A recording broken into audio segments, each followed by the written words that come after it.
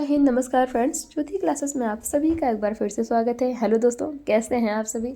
I hope आप सभी बहुत ही अच्छे होंगे, स्वस्थ होंगे, अपनी स्टडी को भी कंटिन्यू कर रहे होंगे। तो चलिए चलते हैं हमारी आज की मॉर्निंग की क्लास की तरफ। सभी को सुप्रभात, गुड मॉर्निंग, वड़क्कम। और देखते हैं आज के दिन क्या है कुछ खास। तो फ्रेंड्स, आज है हमारा 7 मार्च। तो जान लेते हैं हम 7 मार्च की हिस्ट्री कि 7 मार्च को हम किस डे के रूप में मनाते हैं। तो फ्रेंड्स, 7 मार्च को हम राष्ट्रीय अनाज दिवस, जन औषधि दिवस और अंतर्राष्ट्रीय महिला दिवस के रूप में मनाते हैं। यानी कि एवरी ईयर जो है 7 मार्च को राष्ट्रीय अनाज दिवस, जन औषधि दिवस और अंतर्राष्ट्रीय महिला दिवस मनाया जाता है। तो ये तो थी फ्रेंड्स हमारी जो क्या 7 मार्च की हिस्ट्री। आई होप आपकी आज की हिस्ट्री आपको पता लग गई होगी। अब चलते हैं हमारी होम साइंस की क्लास की तरफ। जैसा कि आप सभी को पता है कि हम कर रहे हैं हमारी होम साइंस की सीरीज, और उसमें हम कर रहे हैं फ्रेंड्स क्लास 6 से 12 तक की पढ़ाई। और ये क्लास 6 से 12 तक की पढ़ाई करने का हमारा मेन उद्देश्य यही है कि एक बार आप अपने होम साइंस को अच्छी तरह से पढ़ लीजिए, उसमें मास्टरी प्राप्त कर लीजिए, जिससे कि कभी भी कोई भी एग्ज़ाम होम साइंस से रिलेटेड आपको देना हो तो आप किसी भी एग्ज़ाम के लिए अपने आप को प्रिपेयर्ड पाएँ। क्योंकि अगर एक बार अपना आप सिलेबस पढ़ लेंगे तो सब कुछ सिलेबस से ही आता है। सिलेबस से बाहर फ्रेंड्स कभी कोई एग्ज़ाम नहीं आता। इसीलिए मैंने यही स्ट्रेटजी अपनाई है कि आपको एक बार क्यों ना क्लास 6 से लेकर 12 तक की बुक को पढ़ाया जाए, और वो भी कंटिन्यू, एक भी पॉइंट को छोड़ा ना जाए। इसमें आपने देखा होगा कि बुक में कई सारे पॉइंट्स ऐसे होते हैं, आपको लगता होगा कि इसको तो हम स्किप कर सकते हैं, फिर भी वीडियो इसीलिए बड़ी हो जाती है। बट फ्रेंड्स, मैं स्किप नहीं करती हूँ कि उसमें रीज़न है कि क्या इम्पोर्टेंट है हमें नहीं पता। कई बार हम सोचते हैं ना कि जो इम्पोर्टेंट है उसको पढ़ लेते हैं, और जो इम्पोर्टेंट नहीं उसको स्किप कर देते हैं। और एग्ज़ाम में ऐसा कई बार होता है, हमारे साथ भी हुआ, आप लोगों के साथ भी होता होगा कि हम जिसको इम्पोर्टेंट नहीं देते वही चीज़ एग्ज़ामिनर पूछ लेता है। क्योंकि एग्ज़ामिनर का माइंड कोई नहीं जानता कि वो एग्ज़ाम में हमसे क्या पूछ सकता है। तो ये जो हम बुक से पढ़ाई कर रहे हैं ना फ्रेंड्स, इसको करने का बस एक ही उद्देश्य है कि आप सब कुछ पढ़ो, एक भी चीज़ आप मत छोड़ो। कि होम साइंस में से एक भी पॉइंट मैं चाहती हूँ ना हो जो आपसे छूटे। तो इसीलिए हमने ये सीरीज स्टार्ट की है। आई होप आपको ये सीरीज स्टार्ट करने का उद्देश्य समझ में आया होगा। और हाँ, आप बुक तो आप भी पढ़ सकते हो घर पे, बट होता क्या है ना फ्रेंड्स, बुक हमारे पास तो पड़ी होती, चलो हम किताब ला देते हैं हर चीज़ की, जो भी हमें चलो बुक ला, लेकिन हम करते क्या है, पढ़ते कितना है। आप एक बार अपने आप से पूछिए ऑनेस्टी के साथ कि कौन कितना पढ़ता है। कोई नहीं पढ़ता फ्रेंड्स। बट ये जो हमने सीरीज स्टार्ट किया है, आप इसको अगर आपका पढ़ने का ना भी मन है, बस एक बार सीरीज को स्टार्ट कर दीजिए, आप सुनते रहिए। सुन के भी आपको काफ़ी सारी चीज़ें पता लग जाएंगी, और आपसे उसमें बेनिफिट आपको ये होगा कि पॉइंट एक भी नहीं छूटेगा और हर एक कॉन्सेप्ट आपको क्लियर होता जाएगा। तो आई थिंक आपको ये समझ में आ गया होगा कि ये बुक्स से हर चीज़ क्यों हम पढ़ रहे हैं, मेन पॉइंट ही क्यों नहीं पढ़ रहे हैं फ्रेंड्स। तो मेन कुछ नहीं होता, इम्पोर्टेंट कुछ नहीं होता, सब कुछ इम्पोर्टेंट होता है। क्योंकि इम्पोर्टेंट वही होता है जो एग्ज़ामिनर डिसाइड करता है, और एग्ज़ामिनर के माइंड का हमें कुछ भी नहीं पता कि उसके लिए क्या इम्पोर्टेंट है।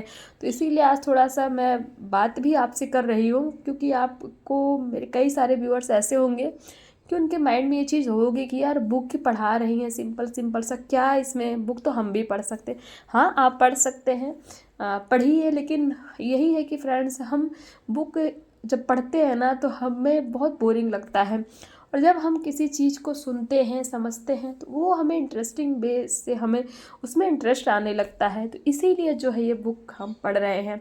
तो आई होप ये जो मैंने अभी तक जो आपसे बातें की, ये आपको समझ में आई होगी कि इसका पूरा जो है हमारा कंक्लूज़न क्या निकला। कंक्लूज़न यही निकला फ्रेंड्स कि आप किसी भी चीज़ में मास्टरी करना चाहते हैं, क्या वो होम साइंस, क्या वो साइंस, क्या मैथ, कोई भी आपका सब्जेक्ट हो, उसमें मास्टरी करने के लिए सीधा सा फंडा है कि आप एक बार अपने सिलेबस को अच्छी तरह से पढ़ डालिए। एक भी चीज़ आपकी उसमें छूटनी नहीं चाहिए, कि ये नहीं कि हम ये पढ़ लेते हैं, हम ये पढ़ लेते हैं, है तो ऐसा होने से फ्रेंड्स, क्योंकि हमें नहीं पता कि क्या इंपॉर्टेंट है। मैं बार बार इस चीज़ को रिपीट कर रही हूँ, आपको लग रहा होगा कि बार बार क्यों रिपीट कर रही है, बट हमें नहीं पता क्या इम्पोर्टेंट है। और बट इम्पॉर्टेंट सब कुछ है, आप समझ सकते हैं। क्योंकि एग्जामिनर ने जो पूछ लिया वही इम्पोर्टेंट हो गया, और वही हमारा क्वेश्चन ट्रेंड में हो गया। तो इसीलिए सब कुछ पढ़ के जाओ, हर एक पॉइंट को कवर करो। वीडियोस को एक बार समझ में नहीं आता, 2 बार, 3 बार, 4 बार, जब तक पूरी वीडियोस दिमाग में फीड नहीं हो जाती, उसको बार बार आप वॉच करिए, आप देखिए कितना अपने आप में आपको इम्प्रूवमेंट फील होगा। तो ये तो थी फ्रेंड्स आज की बातें, और थोड़ा सा मैंने बातें ज़्यादा कर ली क्योंकि ये फालतू की बातें नहीं है। पढ़ाई के साथ साथ आपको ये पता भी होना चाहिए कि आप पढ़ाई कर क्यों रहे हो। इतनी बड़ी 20 मिनट 25 मिनट की वीडियो आपके पास जा रही है, उसका मतलब क्या है? तो ये आपके माइंड में होना चाहिए चीज़ें। चलिए चलते हैं हमारी क्लास की तरफ। और आज हम करने वाले फ्रेंड्स हमारा क्लास 9th का जो हम कर रहे थे ना, अभी हमारा चैप्टर 8 कंप्लीट हो गया, पर्यावरण का मानव जनजीवन पर प्रभाव। वो हम देख रहे थे कि पर्यावरण प्रदूषण का जो हमारे जनजीवन पर क्या प्रभाव पड़ता है। ये हमारा जो है चैप्टर 8 था, किसका? क्लास 9th का। तो वो चैप्टर कंप्लीट हो गया। आज उसी चैप्टर का हम करने वाले हैं फ्रेंड्स क्या? क्वेश्चन आंसर्स की प्रैक्टिस। तो चलिए चलते हैं। और हाँ, इस पूरे चैप्टर में हमने क्या पढ़ा उसको एक अध्याय की नज़र के माध्यम से देख लेते हैं कि हमने क्या इस पूरे चैप्टर में पढ़ा। तो हमने पढ़ा फ्रेंड्स पर्यावरण के बारे में, जाना कि पर्यावरण क्या होता है, और उसमें हमने देखा प्राकृतिक पर्यावरण क्या होते हैं, यानी कि प्राकृतिक पर्यावरण के अंतर्गत कौन कौन से आते हैं। फिर सामाजिक पर्यावरण, सांस्कृतिक पर्यावरण, सांस्कृतिक पर्यावरण के भौतिक घटक कौन कौन से, इनके बारे में जाना था। पर्यावरण क्या भौतिक घटक कौन कौन से, ये भी देखा था हमने। साथ ही साथ हमने देखा था पर्यावरण प्रदूषण का वर्गीकरण, कि पर्यावरण प्रदूषण को कितने भागों में बांटा गया है। तो हमने कितने भागों में देखा था? 4 भागों में। वायु प्रदूषण, जल प्रदूषण, मृदा प्रदूषण और ध्वनि प्रदूषण।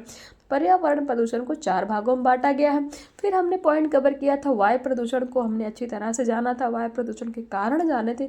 जल प्रदूषण देखा था, जल प्रदूषण के क्या कारण है, कि किन कारणों के द्वारा जल का प्रदूषण होता है, जल दूषित होता है। फिर हमने देखा था ध्वनि प्रदूषण, और साथ ही साथ हमने क्या देखा था? मृदा प्रदूषण भी देखा था, जो कि इसमें नहीं दिया गया है, बट हमने और भी बहुत सारे पॉइंट्स कवर किए थे, बट मेन में हमने यही किया था।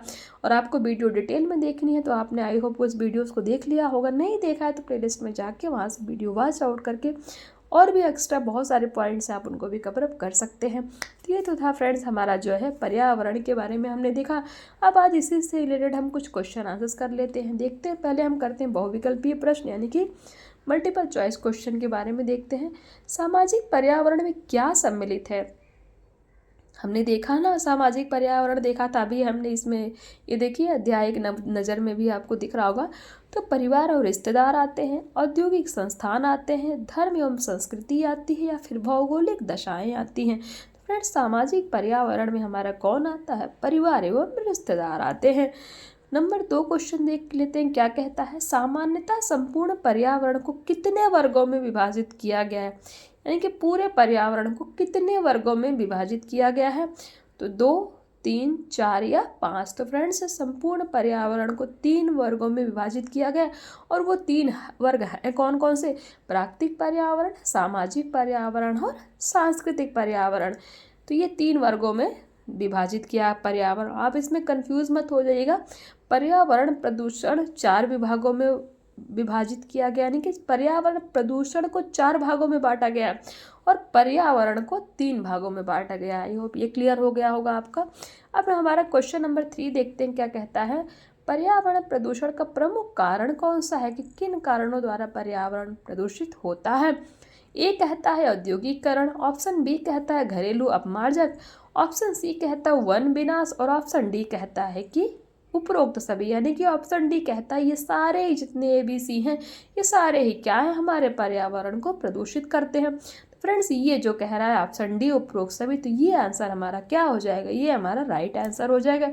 यानी कि पर्यावरण प्रदूषण औद्योगिकरण के द्वारा भी होता है, घरेलू अपमार्जक के कारण भी होता है, और वन विनाश यानी कि वनों की कटाई के कारण भी जो क्या है? पर्यावरण हमारा प्रदूषित हो रहा है।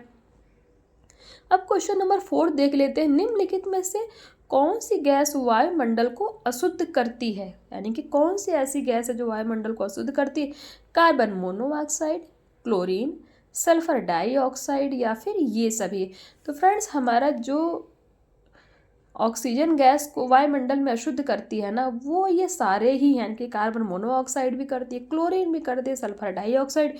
तो ऑप्शन डी हमारा क्या हो जाएगा? ये हमारा राइट आंसर हो जाएगा।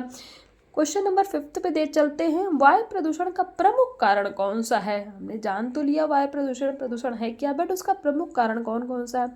सूर्य का प्रकाश, हवा का प्रवाह, पेड़ पौधे, या फिर श्वसन क्रिया। फ्रेंड्स वायु प्रदूषण का प्रमुख कारण सूर्य का प्रकाश से तो प्रदूषण होता नहीं है। सूर्य का प्रकाश क्या है, वो अच्छा माना जाता है। हवा का प्रवाह भी अच्छा है, प्रदूषण कम करता है। पेड़ पौधे से भी प्रदूषण कम होता है, बट श्वसन क्रिया के द्वारा प्रदूषण जो है बढ़ता है। तो वायु प्रदूषण का प्रमुख कारण क्या है, श्वसन क्रिया। तो answer number D is right answer. ये आपको क्वेश्चन समझ में आ रहे होंगे। क्वेश्चन नंबर 6 पे चलते हैं। निम्नलिखित में से कौन सी गैस ओजोन परत के क्षरण के लिए जिम्मेदार है। ऑप्शन ए कहता है nitrogen, option B chlorofluorocarbon, option C कहता है एसिटिलीन और ऑप्शन डी कहता है नाइट्रस ऑक्साइड। तो फ्रेंड्स, ओजोन परत के क्षरण के लिए जो गैस जिम्मेदार है वो कौन सी है, हमारी chlorofluorocarbon. It means option number B is right answer. Question number 7, निम्नलिखित में से कौन वायु की अशुद्धि का वैज्ञानिक कारण है, यानी कि किसके कारण वायु की अशुद्धि होती है। ए क्वेश्चन कहता है दूषित भोजन, बी कहता है जल की कठोरता, सी कहता है ऑक्सीजन और डी कहता है अतिरिक्त रासायनिक पदार्थ। तो फ्रेंड्स, जो वायु की अशुद्धि होती है उसका वैज्ञानिक कारण यही है कि अतिरिक्त रासायनिक पदार्थ। तो ऑप्शन नंबर डी इज हमारा राइट आंसर। क्वेश्चन नंबर 8, ऊर्जा संयंत्रों में कोयलों के प्रयोग से कौन सी गैस उत्सर्जित होती है। Option A oxygen, option B carbon dioxide, option C nitrogen या फिर ऑप्शन डी अमोनिया। फ्रेंड्स, ऊर्जा संयंत्रों में कोयले के प्रयोग से जो गैस उत्सर्जित होती है वो कौन सी है, कार्बन डाइऑक्साइड। तो ऑप्शन नंबर बी इज हमारा right answer. It means carbon dioxide.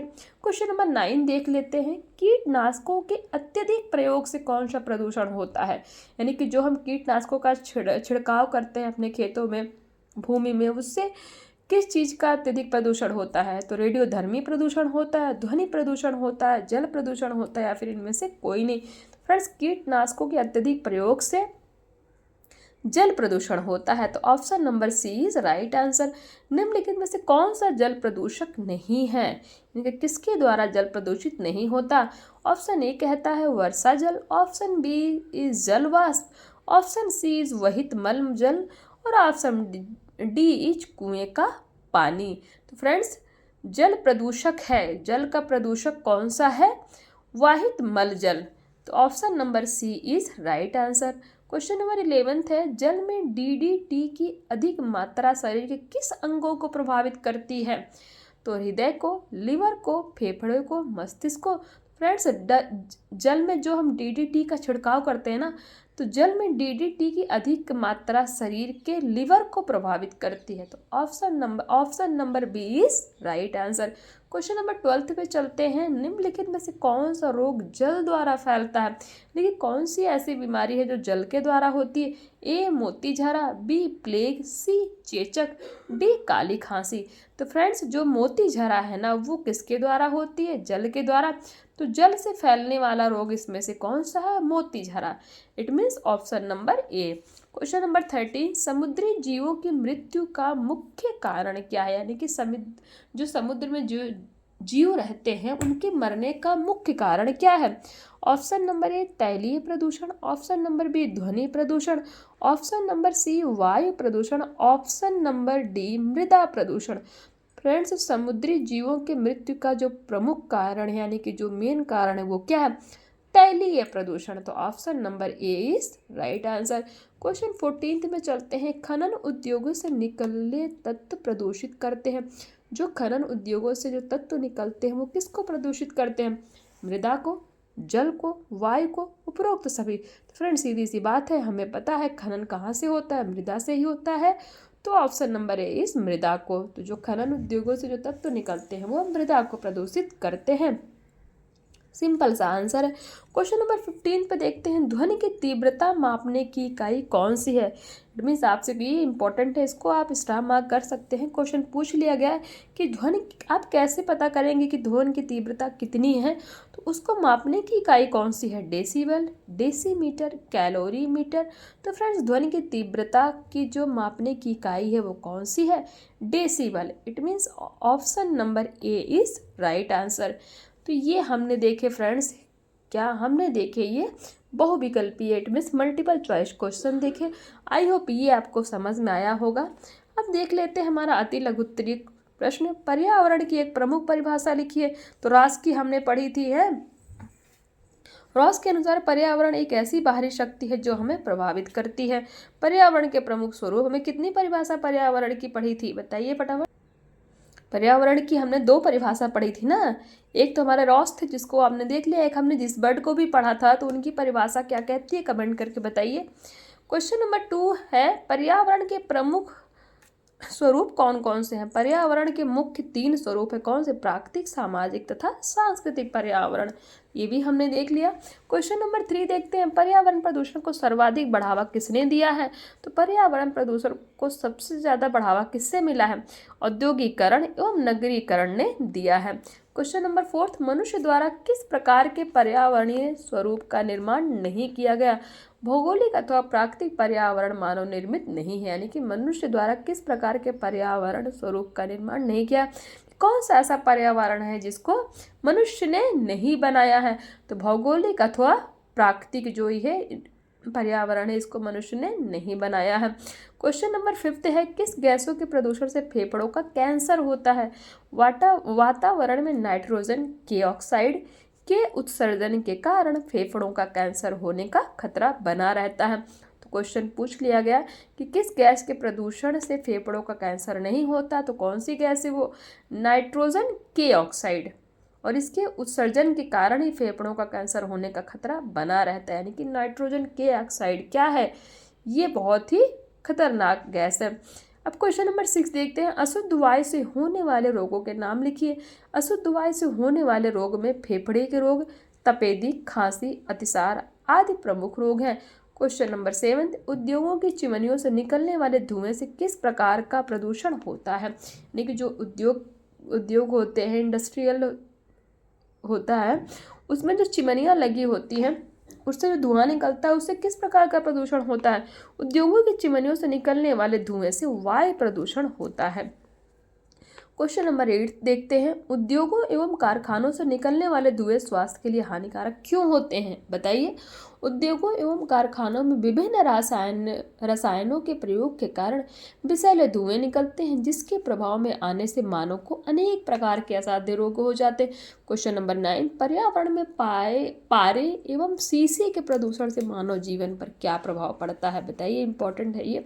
पर्यावरण प्रदूषण, पारे एवं शीशे के प्रदूषण से मानव जीवन पर क्या प्रभाव पड़ता है। तो आंसर हो जाएगा, पारे व शीशे के प्रदूषण से मछलियां सर्वाधिक प्रभावित होती हैं। इन प्रदूषित मछलियों को खाने से मनुष्य के नेत्र और मस्तिष्क पर बुरा प्रभाव पड़ता है। क्वेश्चन नंबर 10, जल प्रदूषण से होने वाले 2 रोग बताइए। तो कौन कौन से हैं वो, टाइफाइड तथा हैजा। टाइफाइड और हैजा ऐसे रोग हैं जो किसके कारण होते हैं, जल प्रदूषण के कारण होते हैं। मृदा प्रदूषण के प्रमुख कारण बताइए। कृषि में प्रयोग किए जाने वाले कीटनाशक, अपतृणनाशी एवं रासायनिक खादों के प्रयोग के कारण ही क्या होता है, मृदा प्रदूषण होता है। क्वेश्चन नंबर 12 और लास्ट है इसका, कितने डेसिबल से अधिक ध्वनि स्वास्थ्य पर प्रतिकूल प्रभाव डालती है। तो 100 डेसिबल यानी कि 100 से अधिक ध्वनि, 100 डेसिबल से अधिक ध्वनि व्यक्ति के स्वास्थ्य पर प्रतिकूल प्रभाव डालती है। यानी कि अगर आप 100 डेसिबल, 100 डेसिबल से ज़्यादा की आवाज़ आप सुन रहे हैं तो आपके स्वास्थ्य के लिए अच्छा नहीं होता है। तो ये तो था फ्रेंड्स हमारा अति लघु उत्तरीय प्रश्न। अब देखते हैं लघु उत्तरीय प्रश्न, पर्यावरण से आप क्या समझते हैं। पर्यावरण के बारे में संक्षेप में बताइए। हमने पढ़ लिया, आप देख लीजिए। हमने 2 परिभाषा देखी थी ना, एक रॉस की देखी थी, डिस्पर्ट की देखी थी, और भी परिभाषाएं हैं जो हमने बुक में नहीं पढ़ी है, वो मैं आगे आपको कराऊंगी जब हम होम साइंस के ब्रांचेस करेंगे, बट अभी के लिए 2 इनफ है। तो ये देख लीजिए, आप इसको स्क्रीनशॉट इसका ले सकते हैं फ्रेंड्स, क्योंकि अब अगर आप कहेंगे तो मैं इसको भी पढ़ूंगी, कोई नहीं, बट ये जो हमने पढ़ रखा है ये वही सभी शॉर्ट टाइप्स क्वेश्चन थे, इसलिए मैंने आपको प्रैक्टिस करवा दिया। अब प्रदूषित वायु का शुद्धिकरण किस प्रकार किया जाता है। तो ये देख लीजिए, कुछ पॉइंट्स दिए गए हैं कि इन कारणों का, इन उपायों को करके प्रदूषित वायु का क्या कर सकते हैं, आप शुद्धिकरण कर सकते हैं। क्वेश्चन नंबर 3 है, जल प्रदूषण पर नियंत्रण के प्रमुख उपायों की चर्चा कीजिए, जो कि हमने पढ़ डाला है पीछे। आपने वीडियो नहीं देखी है तो वीडियो जाके देखिए, वहाँ से इन सबको पढ़िए, आपको अपने आप ही आंसर मिल जाएगा। ये तो मैंने आपको एक फॉर्मेट के रूप में दिखा दिया है कि आप इस तरह से लिख सकते हैं।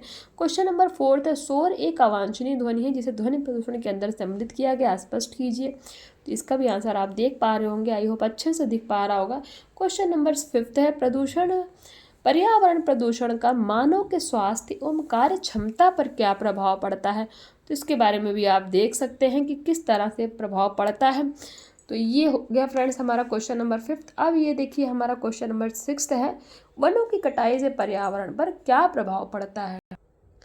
तो वनों की कटाई से पर्यावरण पर क्या प्रभाव पड़ता है, इसके भी आंसर आप देख सकते हैं। तो ये फ्रेंड्स हमारे हो गए सारे क्वेश्चंस। दीर्घ उत्तरीय प्रश्न वही आते हैं कि जो आपने पढ़ा हुआ है, उन्हीं से रिलेटेड कुछ क्वेश्चन आपको यहाँ पे भी देखने को मिल रहे हैं। आप इसके भी क्वेश्चन के जो है स्क्रीनशॉट लेकर के इनको भी सॉल्व कर सकते हैं कि पर्यावरण से क्या तात्पर्य, इसकी परिभाषा एवं वर्गीकरण को विस्तार से समझाइए। तो देखिए उत्तर में क्या लिखा। इस प्रश्न के उत्तर के लिए शीर्षक पर्यावरण का अर्थ एवं परिभाषा तथा पर्यावरण का वर्गीकरण के अंतर्गत पेज नंबर 75 to 76 देखें। यानी कि जो हमने पढ़ा है उसी से रिलेटेड ये क्वेश्चन है। आप उसी में से इसको लिख सकते हैं। आप क्वेश्चन देख लीजिए, आप इसका स्क्रीनशॉट भी ले सकते हैं।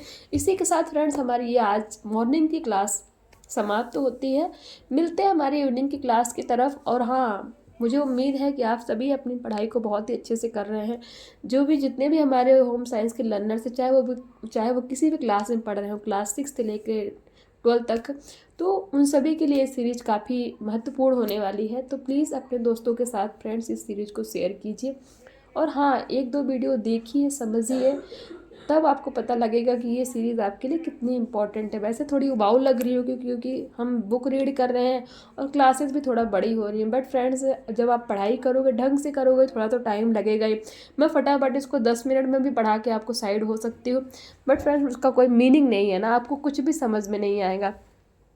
तो इसीलिए जो है थोड़ा आराम से पढ़िए, बट पढ़िए ऐसा कि आपको एक एक पॉइंट अच्छे से समझ में आए।